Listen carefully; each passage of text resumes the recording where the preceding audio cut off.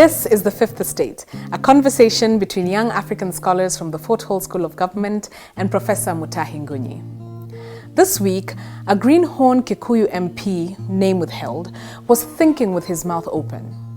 The dangerous political novice told us that the Kikuyu nation is not obliged to support William Ruto in 2022, that they owe Ruto nothing, that Ruto is just a front runner amongst many runners.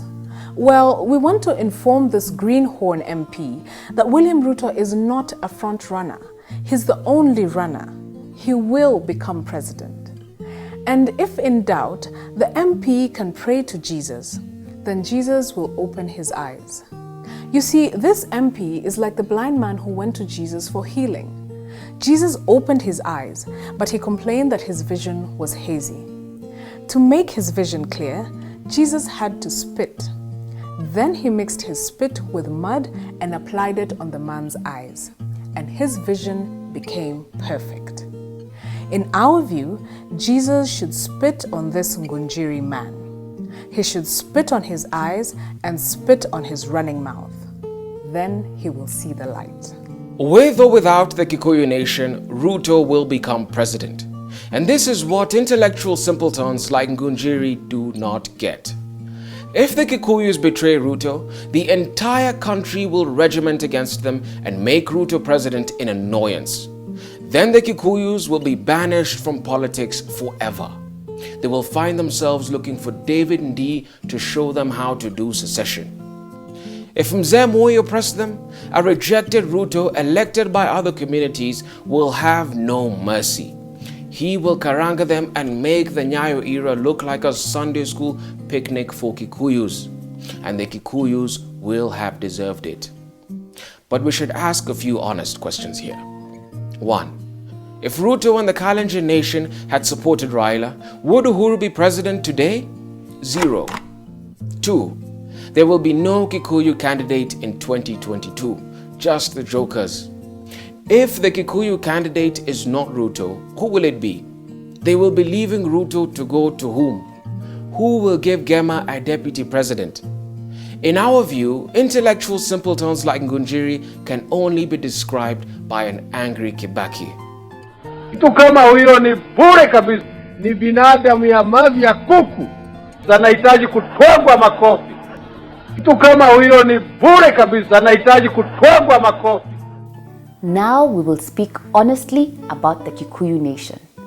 In Uhuru's mind, the job of William Ruto is to unify the country in the next 5 years. The question, however, is whether the Kikuyus will be at the forefront or backbench of this unity project. Even if the Kikuyus become a stumbling block, unity will happen, with or without them. But we must speak to Ruto candidly about the unity project. To become president, Mzee Moi had an incredible sense of tolerance and forgiveness. For instance, there was a police commissioner who enjoyed slapping Mzee Moi when he was still vice president. Each time he saw Moi, he slapped Moi. If he found Moi in a lift, he slapped him. If he saw Moi in a rally, he slapped Moi. It was a sport, and this is a true story. Then Moi forgave him when he became president. The country was in shock. Because Ruto will become president, he must be as tolerant as Moi. And his biggest test on tolerance will come from the Kikuyu nation. Nothing personal, just business. Regarding the Ruto running mate, we will make 2 submissions. But before we do so, I will clarify a historical dynamic that has taken effect since Uhuru took the oath of office. During his first term in office, Uhuru was beholden to Ruto. He needed Ruto for re-election.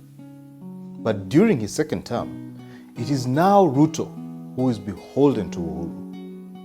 It is now Ruto who needs Uhuru in order for him to become president.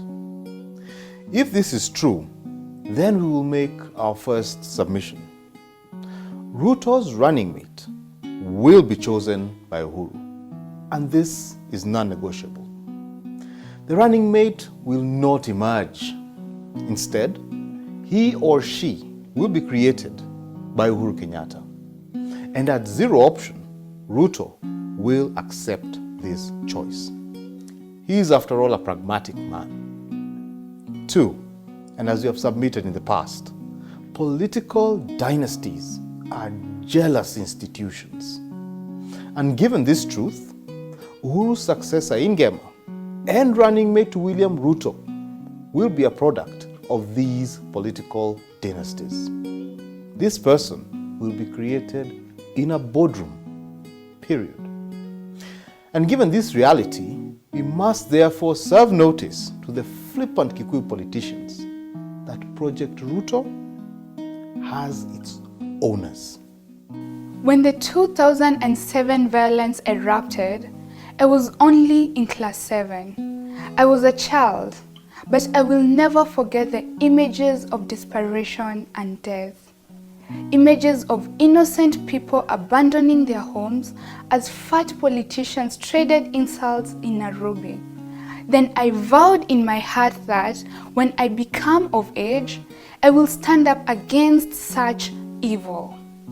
But when I grew up, I discovered something else. I discovered that 2007 had 2 peace deals. The first one was negotiated by Kofi Annan. It was the formal deal. It was fake and it expired after the 2013 election. Thereafter, the second peace deal kicked in. It was the real deal, the authentic but unwritten covenant. It was between the 2 communities that fought, the GEMA and the Kalenjin nation. The custodians of this covenant were Uhuru Kenyatta and William Ruto. It was not an agreement between Uhuru and Ruto. The 2 are just trustees of the intentions of 2 communities. The covenant was between 2 communities. Any attack on Ruto is an attack on the covenant. It is an attack on Uhuru. It is an attack on the 2 communities. The covenant between the GEMA nation and the Kalenjin nation is sacred. It is a covenant of 2 communities, not individuals. However, the price to make this covenant was paid by 2 individuals, Uhuru Kenyatta and William Ruto. The Kalenjin nation has kept its side of the covenant, and they have done it diligently and without wavering. Now the GEMA nation must show its honor. They must keep their side of the covenant, and I am persuaded that they will do so. My father taught me that Kikuyus are honorable people. If you are true to them, they will be true to you. And if Raila had remained true to Kibaki, he will be president today for a fact. Uhuru would have actually been vice president, waiting to become president in 2022, but Raila was impatient. To the contrary, William Ruto has been consistent. He delivered 2013 and delivered 2017 to the GEMA nation, and he has remained true to the GEMA nation. He has earned their trust. And because Kikuyus are honorable people, I am inviting Ngunjiri Wambogo to do a DNA test. He should establish where his gene of dishonesty came from. It is not a GEMA gene, at least not in politics. And while he's doing the DNA test, maybe he should also invite David Day with him. And now, our final thought. It doesn't go wrong, it starts wrong. If the fortunes of the Kikuyus go wrong in 2022, it is because they will have started wrong. You cannot start Uhuru's second term by attacking Ruto. To do so is to wish Uhuru ill before the ink on his oath of office has dried up. And as they say, energy flows where attention goes. If attention is on the negative, national energy will flow to the negative. And after 5 years of negative energy from Raila, the acidic nonsense of the Ngunjiri types is now sickening. This is why we have advised William Ruto to stick only to his purpose. He must not turn to the left or to the right. Whatever the mind of a man can conceive, it can achieve. If Ruto's attention is on the positive, energy will flow to the positive. If his mind conceives a united country, energy will flow to the unity of the country.